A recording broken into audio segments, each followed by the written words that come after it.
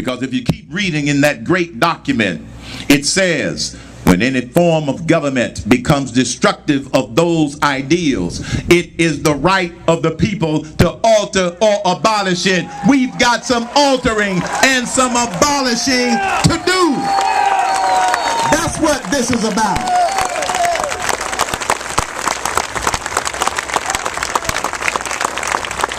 We're going to abolish too much regulation. We're going to abolish this crazy tax code that we have and put in 999, and we are going to alter the occupant of the White House in November 2012.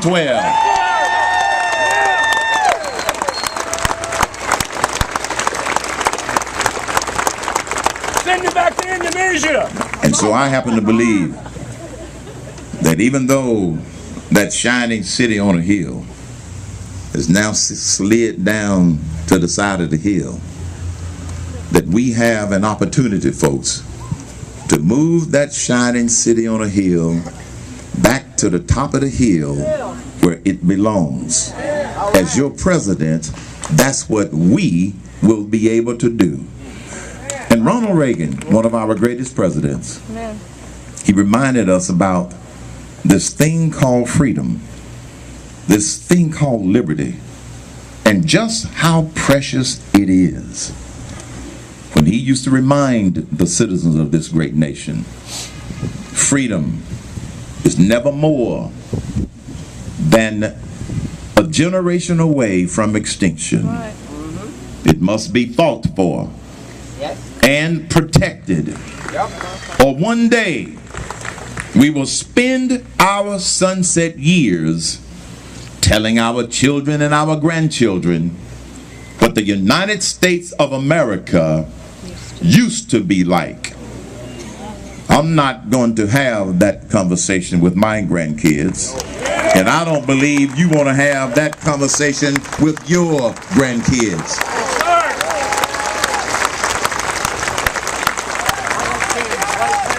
Here's my challenge to you. Stay informed. Know what's going on. Know what the deception is. Stay informed, because stupid people are running America. Amen. And we've got to outvote them in 2012. Yes, we can. Yes, we can. I was doing an interview and the reporter said, Mr. Cain, don't you think it's kind of harsh to be calling some people stupid? No, they're stupid. They don't know what's going on. Number two, stay involved.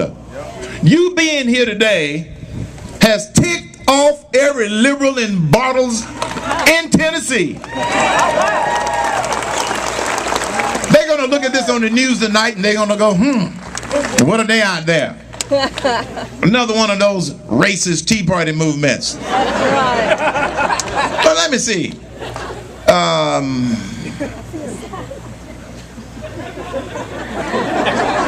I see an awful lot of black racists out here today, if this is a racist movement.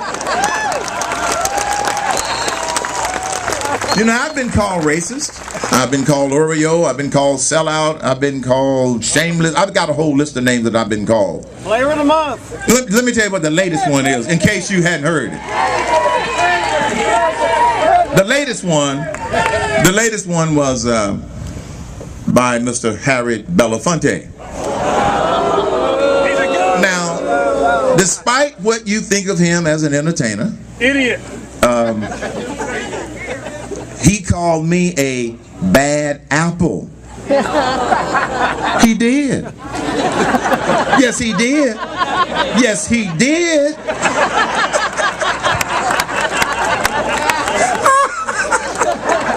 He called me a bad apple. And a reporter wanted to know, well, Mr. Cain, what did he mean by that? I said, well, you'd have to ask him. I said, I think what he is saying is, because I am an American black conservative who thinks for myself, and I have left that Democrat plantation, I guess that makes me a bad apple. Then I'm just going to be a bad apple. I happen to believe that a lot of people in America can think for themselves. Black or white or whatever color, America is thinking for itself. So stay involved. And when you leave this rally, figure out what you can do next in order to help some people running at the local level. We've got to maintain control of the House. We've got to get control of the United States Senate. So stay involved. And as Emerald Lagasse says, we all have to kick it up a notch in order to be able to take this country back. I kicked it up to running for president. Now you don't have to do that, but you can kick it up a notch.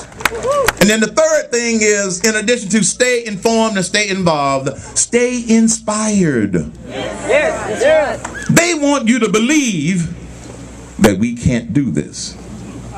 They want you to believe that because President Obama is going to raise $1 billion to get reelected, that we can't do this. The Cain campaign has not raised the greatest amount of money in this primary.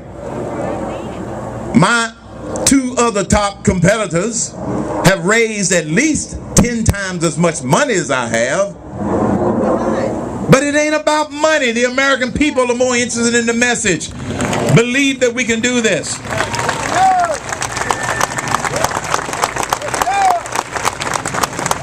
And it is events like this that inspire me. It's those 3 grandkids that I see on Sunday afternoon when they come over for Sunday dinner after church that inspires me. It is you taking time out of your day to come out and hear my message that inspires me, because I happen to believe that the pundits are wrong. That's right. The pundits are wrong. And because of where we have moved to, and because of what we've been able to achieve with less money, but a lot of hard work, I believe that momentum is going to continue. And here's one of the biggest reasons that inspires me, that I firmly believe. If you look at the 4th verse of our national anthem, there is a phrase in there that is often overlooked. You see, on all our currency, it says, "In God we trust." But in that 4th verse of the national anthem that often gets overlooked, it says, "In God is our trust." And that's the secret weapon that we have to get this nation back on track.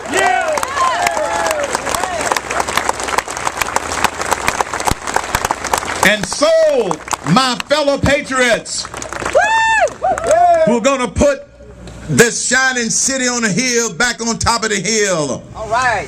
Even though President Obama is going to raise $1 billion to get reelected, the American people have a different idea for president in 2012.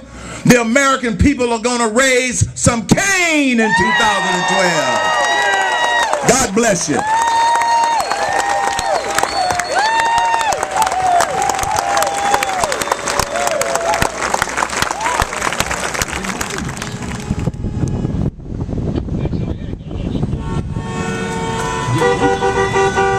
Prison populations, to put a number here,